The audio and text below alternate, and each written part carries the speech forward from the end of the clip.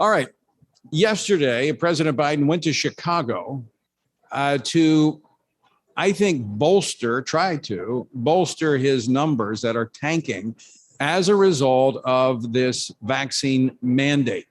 And he used this once again to call upon businesses, the private businesses, as we were talking about earlier with Attorney General Rutledge, to try to get them to do the dirty work of enforcing this when they have yet to promulgate rules. So I thought it would be good to just kind of fact check the president's speech, because he made a lot of claims that, well, quite frankly, I don't think they're true. And joining me now to talk about this, Ken Klukowski. He is a practicing constitutional and regulatory attorney here in the Washington, D.C. area. And full disclosure, used to work with FRC on the FRC team. Ken, welcome to the program. Thanks so much for having me, Tony. It's great to be back. And thanks for being a part of the Pray Vote Stand Summit. Grateful to be here. Very thankful. Very, very encouraged to see so many people so energized about what's going on in this country and their determination to work to preserve and restore their freedoms. All right, the president can't do the whole speech, but I'm going to take clips of this speech and we're going to talk about it and kind of dissect it. I'm going to start with the president once again trying to shame people who have not gotten a vaccine. Now, just so YouTube doesn't take this down or Facebook doesn't scrub us, I'll say this again. I'm not opposed to the vaccine. All right. I think it should be between a person and their doctor as to whether or not they should get it. And you have to evaluate the risk. There are risks associated with this vaccine, but there are also risks associated with getting the coronavirus. And depending on your situation, you need to make that decision. So my issue is with the mandate. All right. Just want to get that out front. Perfect. Okay. Let's play clip number 5. The fact is, this has been a pandemic of the unvaccinated. The unvaccinated overcrowd our hospitals, overrunning emergency rooms and intensive care units. The unvaccinated patients are leaving no room for someone with a heart attack or in need of a cancer operation, and so much more because they can't get into the ICU, they can't get into the operating rooms. Okay, now the president is speaking to people who may not have knowledge of how the healthcare system works. You have a little knowledge about that. I have a little knowledge about that. The reality is the reason we're having an overflow of our emergency rooms, a couple of reasons. One is that, and you can maybe speak to this, that there are a number of people in our country that are using that for primary care. Yes, correct. And in fact, I'll start off by affirming what you said at the outset, Tony. I mean, when it comes to vaccines, like I'm pro-life, you know that. I took the vaccine. For me, it didn't cross the line in terms of my pro-life convictions, but there are sincere believers who draw the line in a different place. And this is not a line that's clearly dictated from scripture as to what yard line it's on. And so it's imperative that we protect the rights of conscience for those who do draw it in a different place, because even if we're on the right side of a line in terms of what a mandate is for us individually one time, who knows what they're going to mandate tomorrow or next year. And so it's critically important that we protect this in law.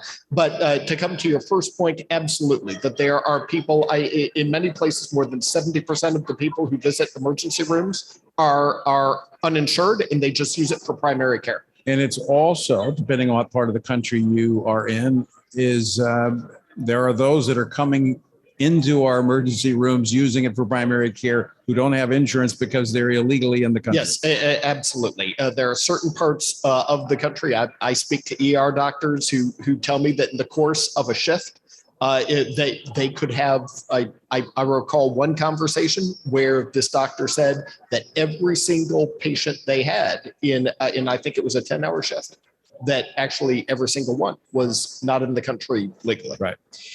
The issue of capacity has to deal with hospital beds. Okay. We actually have hospital beds, but we can't use those beds because we don't have enough nurses, because under the requirements, every hospital bed, there's an equation, a ratio of nurses per bed. And so we actually have excess hospital beds in many parts of the country, but we have a shortage of nurses. Therefore, we can't open up some of those wings of the hospitals and even some of the wings of the emergency rooms because we don't have enough nurses. Well, that's right. Both nurses and doctors. And that's a situation that's getting worse. Why is it getting worse? Because of healthcare workers who themselves personally object to the vaccine, who are being told, if you don't get it, you're gone. And I personally know healthcare workers who have lost their job on that basis. Well, we know earlier this week Monday, in fact, in New York, 1,400 healthcare workers in the largest hospital system in New York were fired because they would not get the vaccine. Now, the shot, it's not a vaccine, it's a shot. Many of these individuals, frontline healthcare workers, contracted the COVID virus in the early days. They now have natural immunity. Is that being considered? Well, in fact, two-part response. First of all, it is such an outrage that of any sector, now no one should be losing their job, but most especially these frontline healthcare workers who a year ago were being hailed as heroes of the nation, as champions for humanity, and now they're losing their job. I mean, this is just disgraceful. But second, I'm very glad you're getting into the issue of natural immunity, because the reality is this: vaccines mimic the natural response that your body has when it's fighting a disease. The purpose of a vaccine is to try and artificially recreate that. And it doesn't get as close as the real deal. Right. What we have seen with there was a study out of Israel, 188,000 people studied. And what we found is if you have COVID and your body produces antibodies, that gives you what we call natural immunity. The odds of you ever getting COVID again, 0.5%, 0.5%. The odds of COVID getting bad enough that you require hospitalization, 0.02%. And the odds that it could actually get so bad that it kills you, out of 188,000 people, only one person died, and that person was over the age of 80. Yeah, amazing what natural immunity provides, but yet it's not being considered. So on this, the president said this is that the unvaccinated are clogging our ER rooms, our hospitals, and consuming scarce resources. I have to give the president at least one Pinocchio on this, because it's his policies that are leading to the scarcity of healthcare. That's absolutely true. And beyond that as well, it's still not an issue of the unvaccinated, because people who have natural immunity but are unvaccinated, even at its most potent, the vaccines are only 94% effective. Now, again, natural immunity is 99.5% effective. Yeah. And what we're finding is that after a number of months, the vaccines start to decrease in their effectiveness at blocking infection. They still do a great job of preventing severe symptoms, but they're still not as good as natural immunity. And actually, we're beginning to see it's just a handful of months, and they begin to wane in their effectiveness. All right, we're going to play another clip of the president. Clip number 6. The unvaccinated also put our economy at risk because people are reluctant to go out. Think about this. Even in places where there is no restriction on going to restaurants and gyms and movie theaters, people are not going in anywhere near the numbers because they're worried they're going to get sick. All right, you're sitting next to me in a room of about 300 people, and we've been in an auditorium of about 1,800. Are you worried about getting sick? Well, let me tell you, I had COVID, so I have natural immunity. I'm positive for antibodies, and because I got the vaccine as well. But I have to tell you, for me, that was a calculated risk. There still isn't much research on whether there are potential complications for supercharging your body with an immune response when it's already had one. But first of all, life is about risk management. There's risk in everything that we do. But as someone, if you have a choice of sitting next to someone who's recovered from COVID and has natural immunity versus someone who's been vaccinated, both of them can have a percentage chance of protection, but the naturally immune person is actually much safer for you. Well, I can only speak from personal experience. I went to the gym this morning, and the only reason I didn't go to a restaurant is because they had a sign on the door that said mask required, and I'm not going to go into a place that requires a mask. Well, and I'll tell you that's been another issue out there is again, we didn't know at the outset, we were building this plane as we were flying it with this pandemic. But now science is emerging every month. We know that, for example, the kind of cotton masks, like surgical masks, they're only 10% effective. Now, the only kind of masks widely available that is significantly effective would be an N95 mask. But even so, first of all, that's only 60-something% effective, but also only if it's properly fitted and secured around you. It's difficult to breathe in those things. There are people who pass out from those things. We've seen video of high school athletes wearing it outside when you have almost zero chance of transmitting COVID, actually collapsing on the track because they're not getting enough oxygen in their body. And this isn't being anti-mask. It's just a matter of we have to follow the science, and the reality is the percentages just aren't there. I will say I am anti-mask. Yeah, and as well, you can go there. I'm just laying out the numbers. I'm not anti-vaccine, but I am anti-mask. I think this is ridiculous what they've been doing. And by the way, this ties into the economic equation that the president talked on yesterday. And I'm going to play another clip of the president, and we'll talk about policies and the states that are actually seeing economic development. Let's go to clip number 14. The economy is growing leaps and bounds. 6%, the fastest growing major economy in the world. In fact, increased vaccination coverage results in as many as 5 million American workers going back to work because they feel safe they can go back to work.